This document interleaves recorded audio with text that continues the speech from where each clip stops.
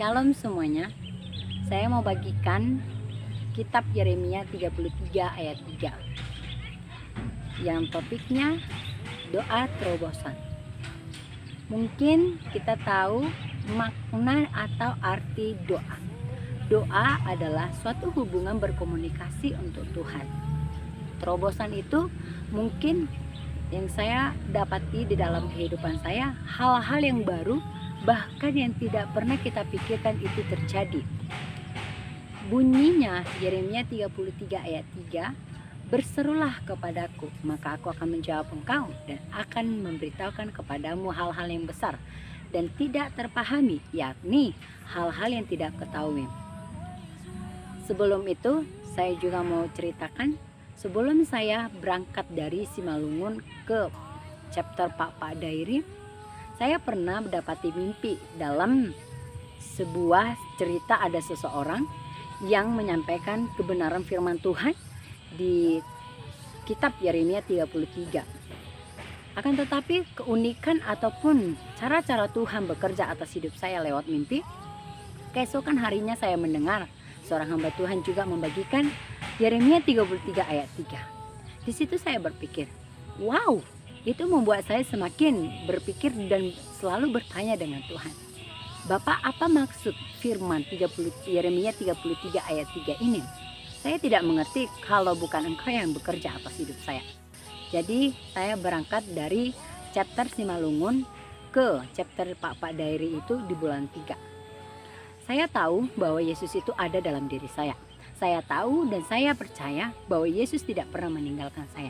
Tapi sering sekali pikiran saya menjadi pikiran yang menguasai dan menghasilkan buah-buah yang buruk, bukan buah-buah yang manis. Kenapa saya berani mengatakan ini kepada teman-teman? Bagaimana kita dapat menerobos orang lain atau menerobos satu daerah kalau diri kita tidak dapat kita terobos? Jadi saya mau bercerita.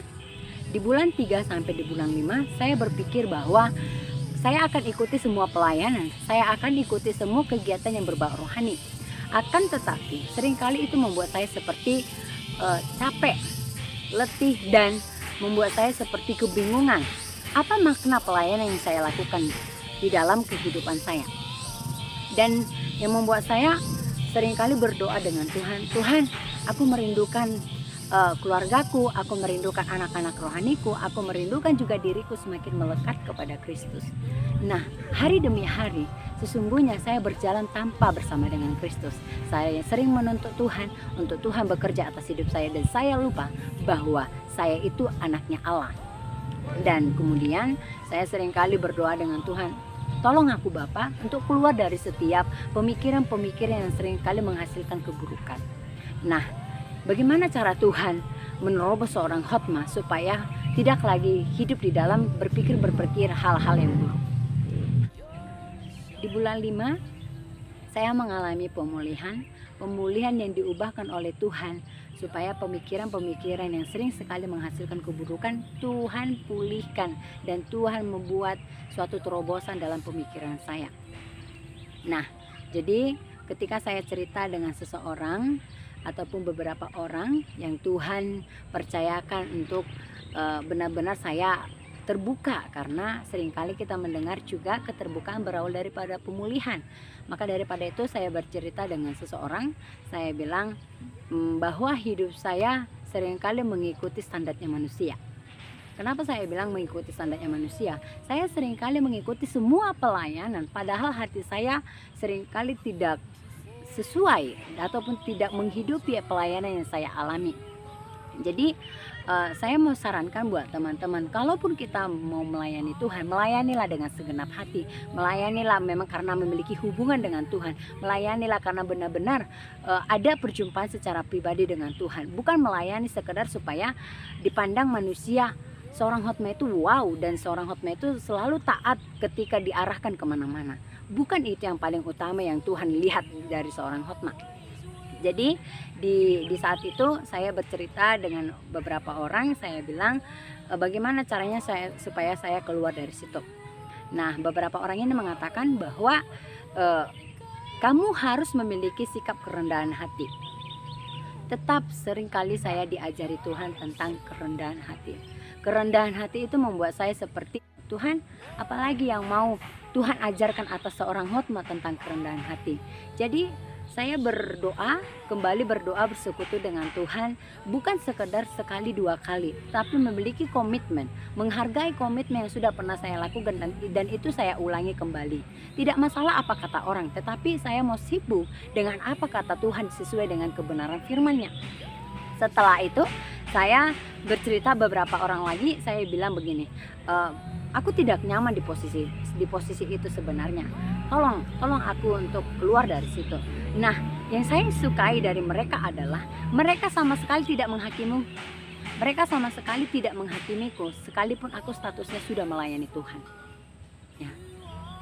Bukan karena status melayani Tuhan kita hubungannya sama Tuhan itu sudah intim, bukan. Tapi Tuhan mau melihat seberapa besar seorang hotma mengasihi dia selama dia hidup. Mengasihi Tuhan itu bukan sekadar hanya 1 jam 2 jam, tidak. Tapi mengasihi Tuhan setiap waktu. Dan di situ saya berpikir, wow, terima kasih Tuhan buat setiap anak-anakmu yang sudah kau kirimkan.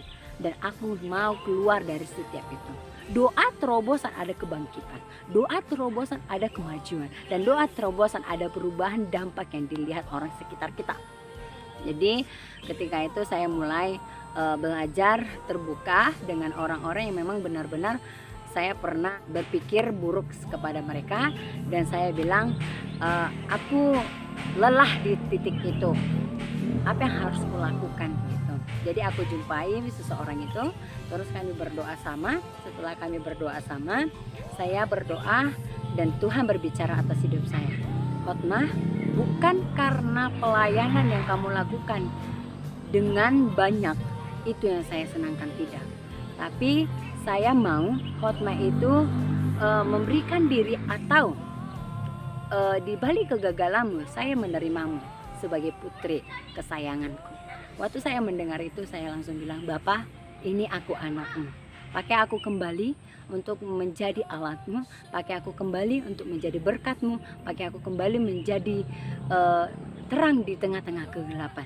Tidaklah mudah memang menjadi terang di tengah-tengah kegelapan, tapi karena pertolongan Tuhan, apa yang tidak bisa dilakukan Tuhan. Jadi setelah itu saya berpikir, sungguh luar biasa pekerjaan Tuhan dalam diri saya. Nah, jadi ayat firman yang saya dapati di Yeremia 33 ayat 3, berusahalah keluar dari setiap kenyamanan yang membuat kita menghasilkan kebinasaan. Keluar, minta orang-orang di sekitarmu untuk menolongmu, dan tolong ketika kamu diarahkan, taatlah dengan mengerjakannya. Yang paling utama adalah bangun kembali hubunganmu dengan Tuhan dan lakukan kebenaran firman Tuhan. Jangan berharap melakukan terobosan dengan yang sesuai pikiran kita, menghasilkan terobosan yang besar kalau diri kita belum bisa kita terobos. Terima kasih. Saya percaya di balik kesaksian saya berdoa supaya memberkati dan kita juga bisa memberkati orang lain.